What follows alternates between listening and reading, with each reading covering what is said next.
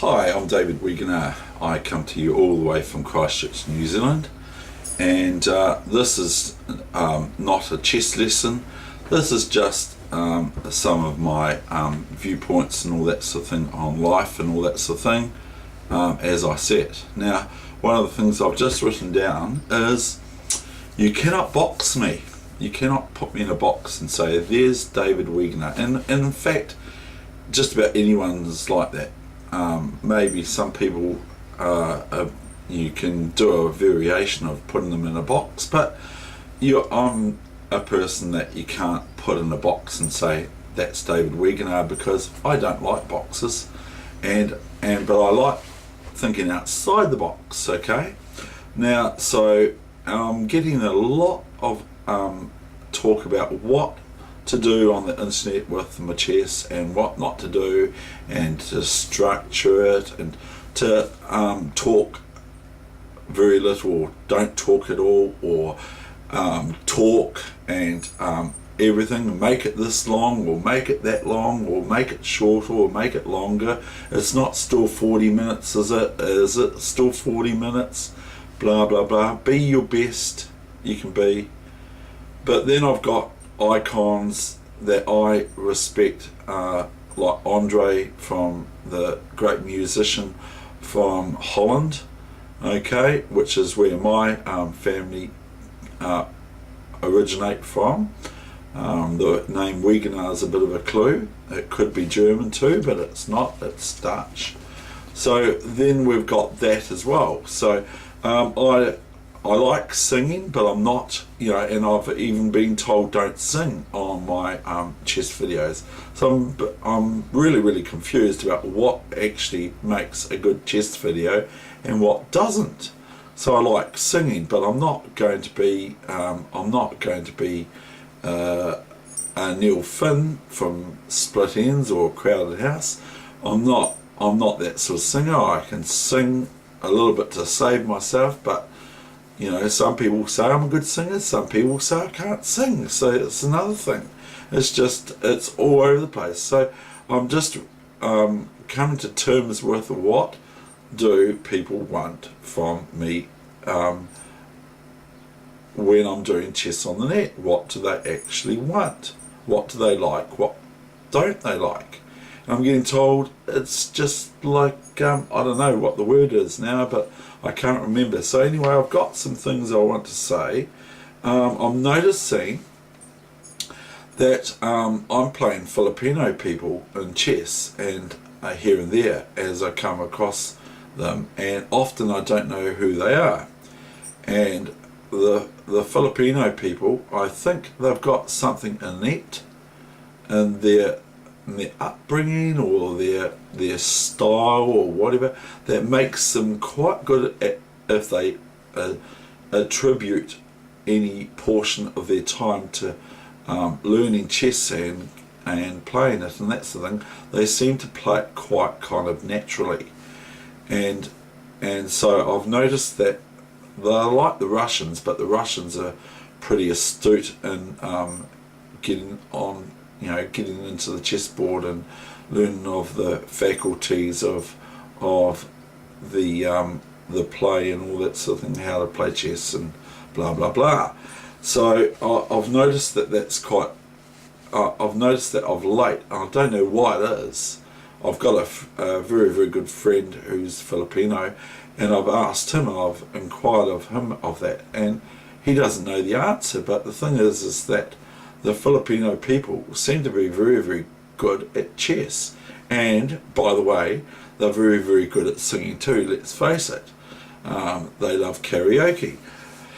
Now I want to talk to you about a chess friend of mine. He's a junior, and I'm fascinated by I saw him I can't drop his name, of course. I saw him in a lightning chess game, just playing a social lightning game of chess, not a friendly game, but a social game of chess, lightning, up in Auckland. And I saw this player, and he was just throwing everything at his opponent's king. and that's what I've been accused of in chess too. So he's thrown everything at the board, okay, at his opponent, his older opponent, by the way, an A-grader from up in the North Island of New Zealand. And it's as if he gets to a point where he's going,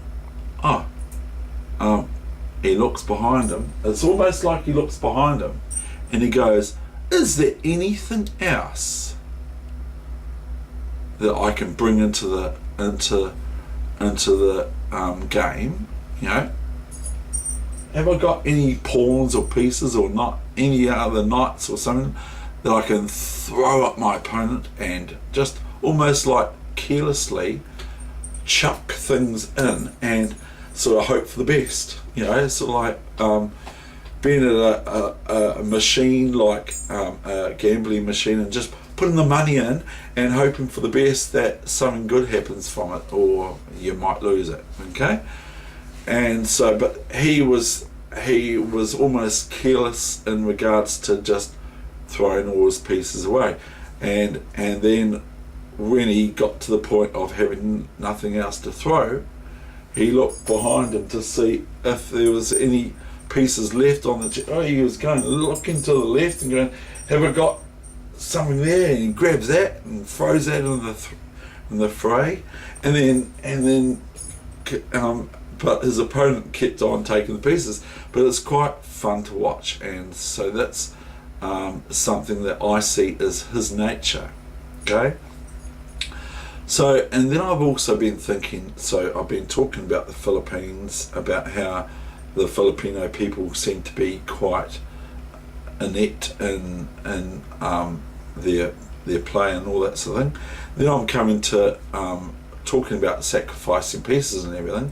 I'm thinking, well, it's not very good, is it? You know, when I'm playing chess and say for instance you sacrifice your queen, well, that's going to leave the king without his mate anymore, eh? Maybe that's why it's called checkmate, I don't know.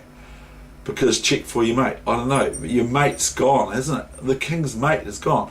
So I could, you know, like if you think about it, the king's son or the queen's son or the queen's daughter or queen's aunt, niece or whatever, or auntie or whatever might come around here and say, well, hang on, I'm without a mother now because you sacrificed her, you know. So I don't actually think about any time I get to sacrifice my queen. I go, wow, that's really cool. But I don't actually think about, well, she's a royalty. She's from royalty, isn't she? And I've already spoken about that. I've actually spoken, I don't remember what I said, but I've actually spoken to Queen Elizabeth in Dunedin when I was about 14 years old. And I was playing lightning chess for all the clubs and societies, and she came up to me and she said, do you like chess? And I don't know to this day what I said back to her.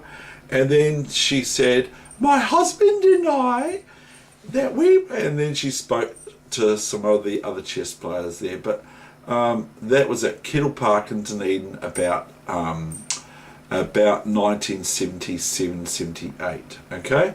And all clubs and societies were there. So, but I mean, do we really pay much heed to giving away our queens if we can, or be that as it may, we end up boasting about, I sacrificed the queen to win the king of my opponent. You know, I sacrificed my queen, but I'm going to have young Johnny, Queen's son, coming afterwards some years later saying, oh, you got rid of mummy.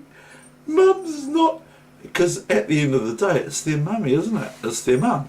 Okay, so that's what I'm saying. And then I've got one thing I like is I like going fishing, and that's really a cool thing. Now, if I go fishing, say one of the things I like about going fishing is finding some bait. Now, what can or what can I not use for bait? and what can I catch and what can I not catch, and do I need a license if it's fresh, blah blah blah blah blah. So I have to do all this preparation for it. Now if I get there, like finding a worm, finding worms, you can find them almost every time when you don't want any, but when you want some, they're really, really hard to find, because especially if it's dry weather, you can't find worms anywhere. So I go, well, what can I do?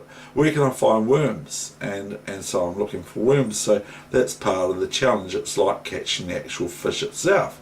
But if I get to the fishing spot in my car now, not on my bike or whatever, but if I get to the fishing spot in my car, and I'm just going to take my fishing rod out of the boot of my car, that sort of thing. If I'm just going to take my fishing rod out and all that sort of thing, and someone comes along and says to me, oh, look, you don't need to go fishing. Here's 3 trout, I've just caught them, see you later, you can go home now. Well, that's not what I really do fishing for. If I was doing fishing for that reason, I'd just go merely to a fish shop and buy some fish, that sort of thing. So, and I like, one particular thing I like is, New Zealand have got our icon, our New Zealand icon is Sir Edmund Hillary, okay? Sir Edmund Hillary was a real run-of-the-mill great chap, a good Kiwi bloke, and he climbed Mount Everest and that sort of thing, so he's famous for that. Whereas the Australians have Ned Kelly, and he's their hero icon for their country. And I say, now I hear you ask, well, so what's the difference? What is the difference that you're speaking of here? What's the difference between the pair of the two people, Ned Kelly and Sir Edmund Hillary? Well, I've just said it. Ours is a Sir. So,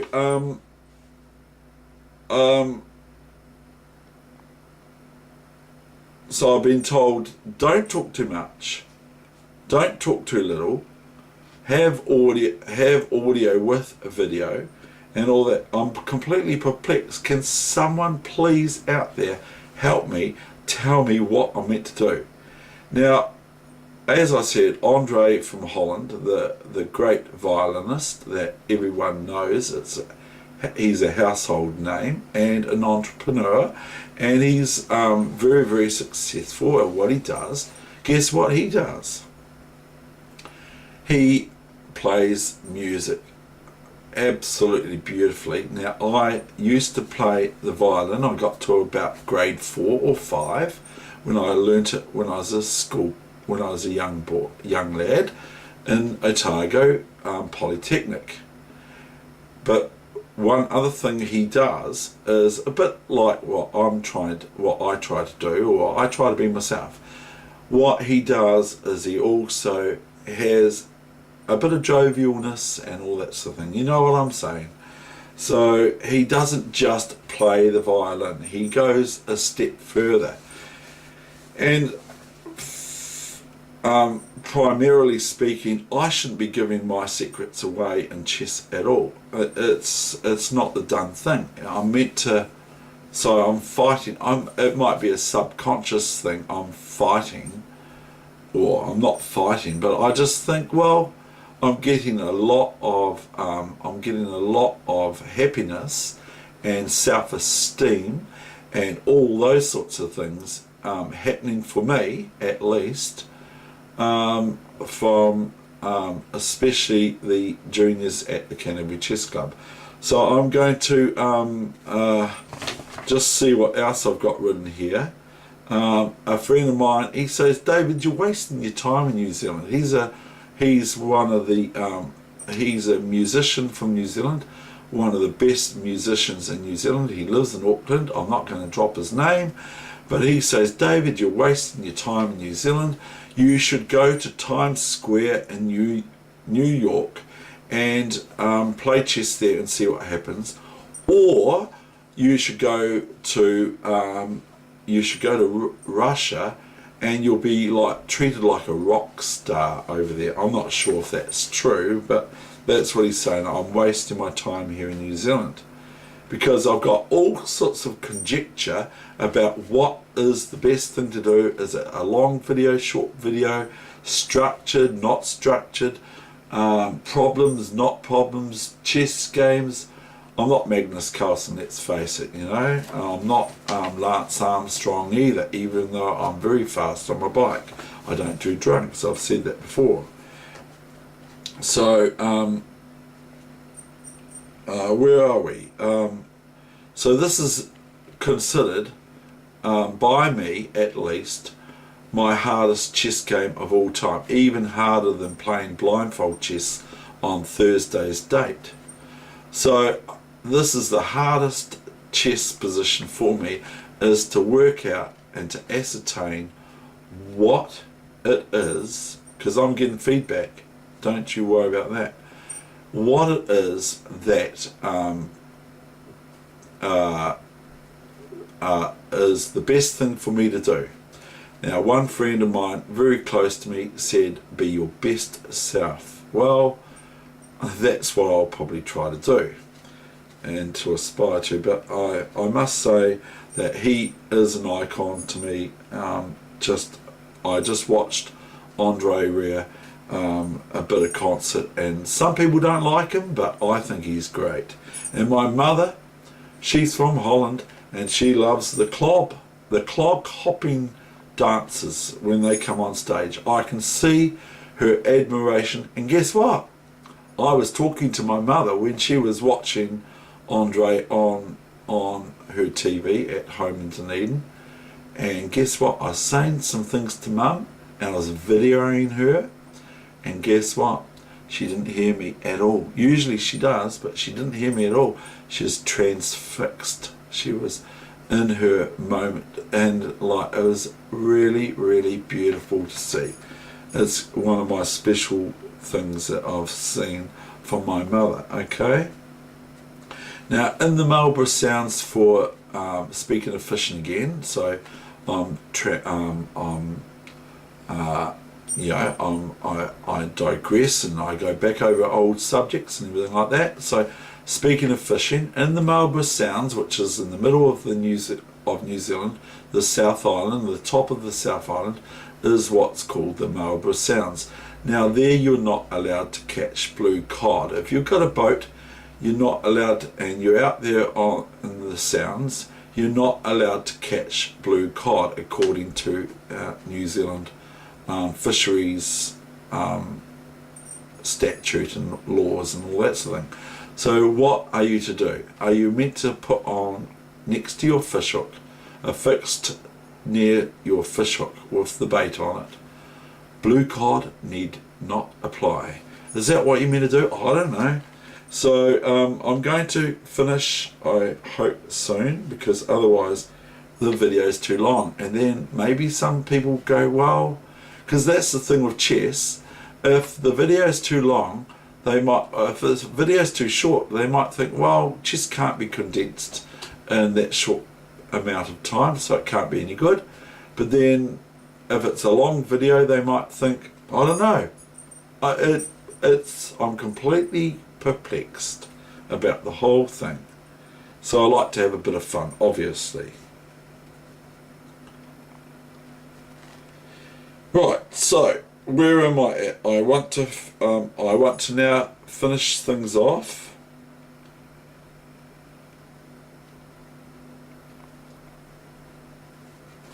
I want to say about my mother. She's 91 now, and I rung her in Dunedin last week, and I asked, my sister answered, and so Mum was unavailable, and my sister, I heard, was saying to my mother, she was doing something, some business thing, and she's helping her with some bills or things like that, and whatever. And she said to my mum, you need to have a copy of this for them, to give them a copy. And mum started saying, I haven't got a copy. And then my sister said, no, we can get a copy. We can make a copy. And my mum came back with the answer, I haven't got a copy. And it was kind of quite funny, but it's also sort of like, when we get old, that's what's going to happen. When we get old, it can happen. We can't see what we mean by making a copy. Well, I haven't got one. I haven't got a copy. So anyway, that's where I'm going to leave it, I think. And so I'm completely complexed. And I also say I'm not a comedian, but I like to spring a yarn and I like to get a smile out of people and that sort of thing. So I've been on TV's New Zealand's Got Talent, and I was doing stand-up there and impersonations, which I'm very good at impersonations apparently. I'm very good at doing Yoda, and I'm very good at doing a Russian and all that sort of thing, but I'm not necessarily a comedian, and I'm not a great singer like Neil Finn or whatever. And I get all sorts of conjecture about I get told I can sing, I get told even by Heather I can sing and I can't sing, and etc, etc, etc. So I don't know, but I just have to be myself. And that's the end of this wee yarn session. I hope you like it. That's me. I can't be put in a box and say, well, he should have been shorter or he should have been longer. I wanted to hear more about this or whatever. That's the end of this. Thank you. And that's all, folks. That's all, folks.